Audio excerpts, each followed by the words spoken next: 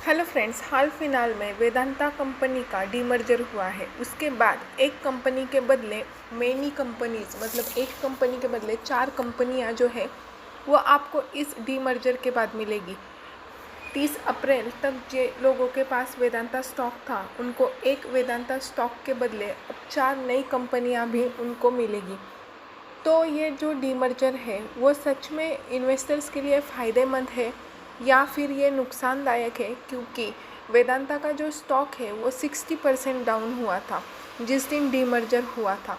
लेकिन ये 60% डाउन जो वैल्यू होती है ये वैल्यू वो होती है जो बाकी के जो डीमर्ज होके जो कंपनियां आने वाली है उसकी वैल्यू होती है। मतलब 60% जो पैसे हैं वेदांता के वो अभी वो 4 कंपनियों में इन्वेस्ट होके आपको वो लिस्ट करके आपके पोर्टफोलियो में जून मिडल तक वो स्टॉक्स आएंगे। तो इसीलिए 60% डाउन वेदांता दिखा रहा था। लेकिन अब आप अगर 3 ट्रेडिंग सेशन देखेंगे, मंडे, ट्यूसडे और वेडनेसडे, तो वेदांता ने काफ़ी अच्छा और काफ़ी शानदार प्रदर्शन किया है। वेदांता इन 3 दिनों में 270 से बढ़कर 316-17 तक ट्रेड करता हुआ आपको दिखाई दिया है।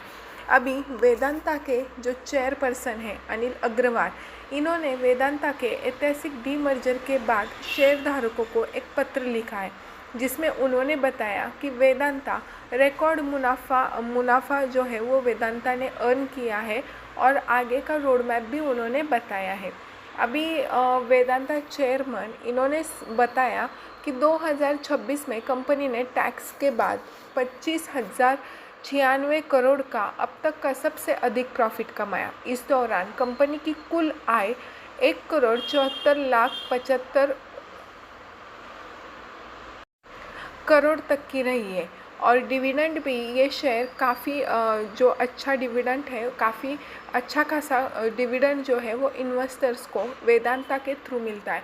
और ये जो ग्रोथ है वो 15,000 करोड़ का ग्रोथ कैपेक्स लगाया गया है। अभी जो उन्होंने डीमर्जर का मतलब बताया है, अनिल अग्रवाल बोलते हैं कि इस डीमर्जर से वेदांता के विभिन्न बिजनेस अभी अपनी अपनी स्वतंत्र कंपनियां बनाएंगे। मतलब पहले क्या था कि एक बड़ी कंपनी थी वेदांता, उसके अंदर ये जो बाकी के बिजनेस थे वो चल रहे थे। ये जो और पूरा वीडियो, लेकिन अभी अलग अलग कंपनियां करने से अपनी अपनी कंपनी जो है वो अपने अपने सेक्टर पर ध्यान देगी और वेदांता का एक अलग ही रूप उभरेगा। अभी वेदांता के अंदर कौन कौन से स्टॉक्स हैं ये मैं आपको एकदम शॉर्टकट बताती हूँ। सबसे पहला Vedanta aluminium. Europe, Asia, middle east और अफ्रीका में यह सबसे बड़ा उत्पादक बने रहने की स्थिति में है। इसका मुख्य लक्ष्य उत्पादन क्षमता को 2 गुना करने का है। दूसरी कंपनी है वेदांता ऑयल एंड गैस। अभी ये जो कंपनी है वो पेट्रोलियम उत्पादन में काम करती है और इसको भी अपना मुनाफा बढ़ा। तीसरी जो कंपनी है वो power and iron steel sector की क्षमता बढ़ाएगी। मतलब इसमें भी परमाणु ऊर्जा पर फोकस करने वाला है, रिन्यूएबल एनर्जी पे फोकस करने वाला है, ताकि देश को टॉप 3 पावर कंपनियों में जगह बना सके। अभी बाद में जो है कि वेदांता लिमिटेड और हिंदुस्तान जिंक, इसकी भी क्या भूमिका होने वाली है ये भी हम देख लेते हैं। ग्रुप की मुख्य कंपनियां वेदांता लिमिटेड के पास हिंदुस्तान जिंक में करीब 60% की हिस्सेदारी है और वो बरकरार रहेगी। कंपनी क्रिटिकल मिनरल्स, कॉपर्स और निकेल पर फोकस कर रही है जो भारत के भविष्य के लिए बेहद ज़रूरी है।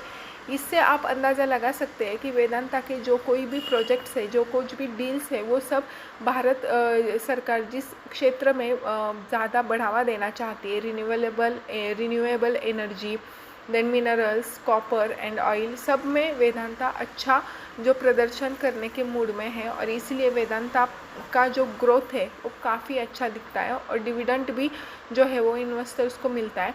अभी भविष्य में विकास के लिए क्या मैनेजमेंट की रणनीति है, तो लागत को कम रखने और आमदनी बढ़ाने के लिए हर स्तर पर टेक्नोलॉजी और आर्टिफिशियल इंटेलिजेंस, जिसे AI कहते हैं, उसका इस्तेमाल किया जा रहा है। कंपनी अपनी महिला लीडर्स और कर्मचारियों की मेहनत को सराहना करते हुए पर्यावरण, सुरक्षा और समाज के विकास पर ध्यान केंद्रित कर रही है।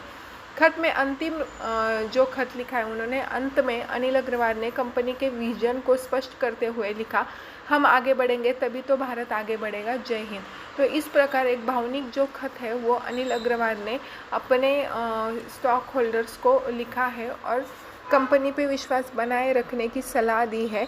तो वेदांता जो है वो इसने काफ़ी अच्छा प्रदर्शन किया है और जब डीमर्जर होने के बाद भी 10 to 12% की रैली अब तक वो दिखा चुका है। तो इस स्टॉक के बारे में आपकी क्या राय है? और अगर आपने अभी तक ये स्टॉक पे फोकस नहीं किया है तो पक्का फोकस करिए, क्योंकि हमारे स्टॉक में ऐसे जो थोड़े स्टॉक्स होने चाहिए जो हमें डिविडेंड देते हैं, क्योंकि डिविडेंड जो है वो एक प्रकार का हमारा पेंशन होता है। क्योंकि हर कोई स्टॉक जो वेदांता जैसे स्टॉक्स जो है वो अच्छा प्रदर्शन भी करते हैं और हमें डिविडेंड के रूप में पेंशन टाइप वो हमें इनकम भी मिलता है। तो होप सो आपको ये वीडियो अच्छा लगा होगा। अच्छा लगा हो तो प्लीज़ चैनल को मेरे सब्सक्राइब कीजिएगा, वीडियो को लाइक कीजिएगा और वेदांता स्टॉक जो है वो उसका एनालिसिस कीजिएगा। और अंत में फिर से बताना चाहूँगी कि ये एजुकेशनल पर्पस वीडियो था। वेदांता की करंट सिचुएशन क्या है ये बताने की कोशिश की जा रही थी।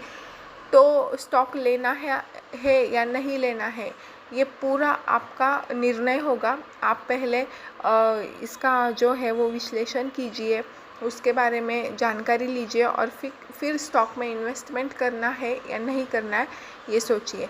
तो thank you and stay tune with my channel पे मेरे हमेशा रहिएगा, मेरे चैनल को सपोर्ट कीजिएगा। आपको हमेशा कुछ ना कुछ अच्छा चैनल के थ्रू सीखने को मिलेगा। Thank you for watching my channel and video.